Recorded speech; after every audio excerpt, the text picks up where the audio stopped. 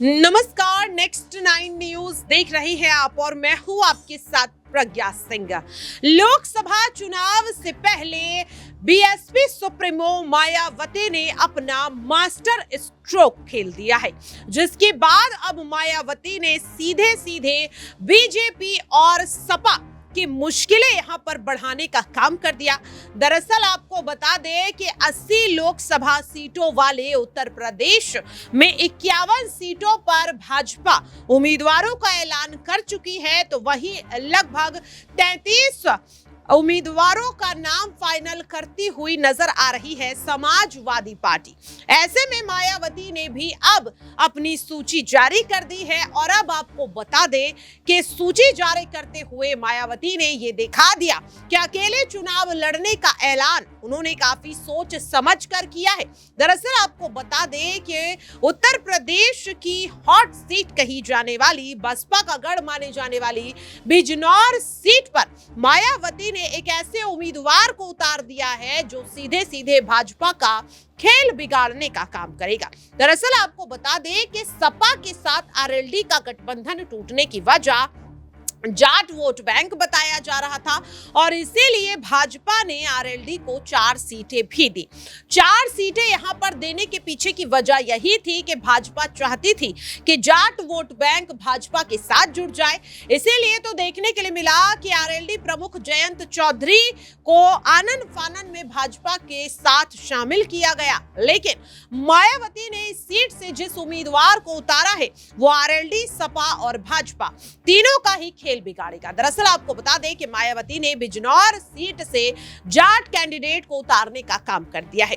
दरअसल आपको बता दें कि वीरेंद्र सिंह जो हाल ही में बसपा में शामिल हुए हैं, उन्हें मायावती ने यहां से टिकट दिया है और अब वीरेंद्र सिंह सीधे सीधे यहां पर भाजपा का खेल बिगाड़ते हुए नजर आएंगे। झटका यहां पर सीधे सीधे अखिलेश यादव को भी लगता हुआ नजर आएगा और अब सवाल बनता हुआ नजर आ रहा है कि मायावती के इस मास्टर स्ट्रोक के बाद आखिरकार अब भाजपा का अगला कदम क्या रहेगा।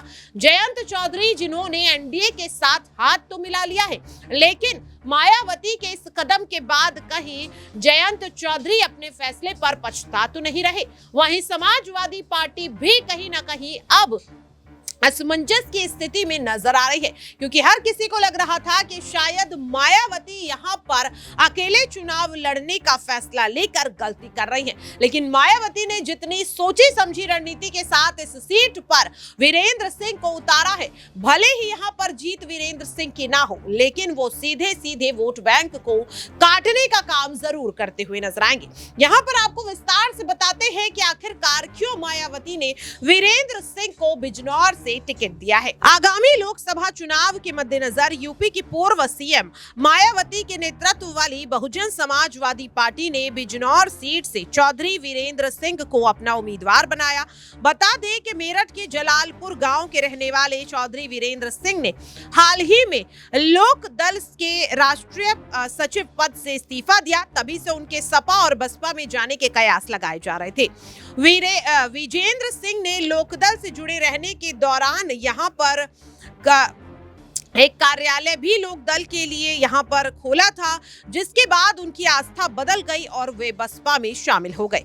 दरअसल आपको बता दें बिजनौर सीट मायावती की खुद की अपनी सीट रही है। वे 1989 में इस सीट से सांसद रह चुकी हैं, मगर अब मायावती ने बिजनौर लोकसभा सीट पर जाट कार्ड खेलकर बीजेपी की मुश्किलें बढ़ा दी।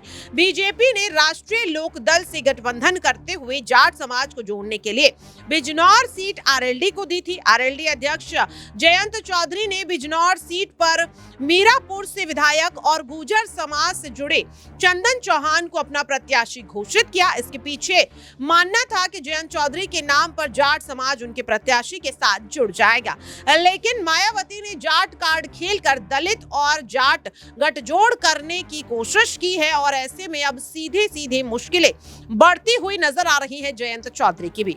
बात अगर चौधरी विजेंद्र सिंह की जाए तो बता दें कि मेरठ के जलालपुर लावड़ के रहने वाले हैं। बसपा से घोषित प्रत्याशी विजेंद्र सिंह भी खुद जाट समाज से आते हैं। मेरठ के बहुत बड़े बिजनेसमैन हैं। बताते हैं कि उनकी 3 अपनी यूनिवर्सिटी मेरठ के अंदर है, जबकि अपने 2 मेडिकल कॉलेज भी यहां पर चलाते हैं। यानी कि सीधे सीधे उनकी एक अच्छी खासी यहां पर पहुंच है। एक लखनऊ और दूसरे मेरठ के अंदर उनकी सिंह की शिक्षा दी जाती है। बता दें कि उनके परिवार में उनकी मां, पत्नी और साथ ही 2 बेटियां हैं। बेटियां अभी लंदन में शिक्षा ग्रहण कर रही हैं। यानी कि सीधे सीधे चौधरी विजेंद्र सिंह को बिजनौर से टिकट देकर मायावती ने भाजपा के पूरे गठजोड़ को यहां पर तोड़ने का काम कर दिया है। अब ऐसे में देखना काफी अहम रहेगा कि मायावती के इस मास्टर स्ट्रोक के बाद आखिरकार भाजपा का अगला कदम क्या रहता है। क्या अखिलेश यादव मायावती की इस रणनीति को देखने के बाद अब उनकी तरफ एक बार फिर से दोस्ती का हाथ बढ़ाते हुए नजर आएंगे? क्या नाराज बुआ मायावती को मनाने के लिए अखिलेश यादव एक बार फिर से बड़ा कदम उठाते हुए नजर आएंगे या नहीं, देखना काफी ज्यादा अहम रहेगा। फिलहाल के लिए मुझे दीजिए इजाजत। नमस्कार।